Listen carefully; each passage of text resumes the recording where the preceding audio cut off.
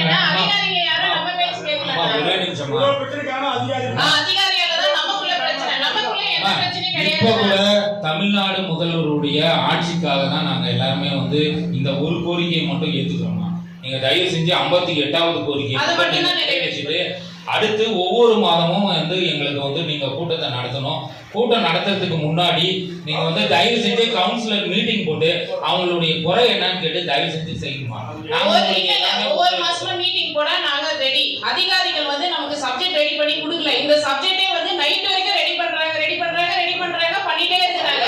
நம்ம கேட்டாக்கா ஆள் இல்ல நாங்க என்ன பண்றோம். நான் சொன்னேன் என்னால முடியாதுங்க. நீங்க வந்து என் கவுன்சிலருக்கு எங்களுக்கும் சண்டை விட்டுருங்க. இதனால எவ்வளவு பிரச்சனை வரும் எங்களுக்கு தான் தெரியும். நீங்க பண்ணாதீங்க நாங்க சொல்லிட்டோம். நாங்க இருந்தாலும் வச்சே ஆகணும்னு சொல்லி அதிகாரிகளுடைய இது இன்னைக்கு அனுப்பி ஆகணும் நம்ம அப்படின்னு சொல்லி அதனாலதான் இதை வச்சோம்.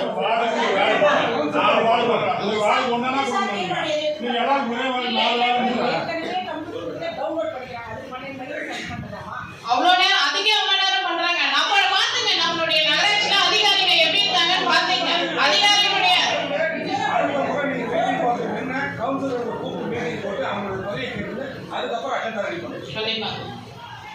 அதிகாரிகள் பிரச்சனையாலதான் நம்ம வந்து இந்த அளவுக்கு நமக்குள்ள பிரச்சனை வந்து வேற ஒண்ணுமே கிடையாது. நமக்குள்ளதான் எந்த பிரச்சனையும் இல்ல.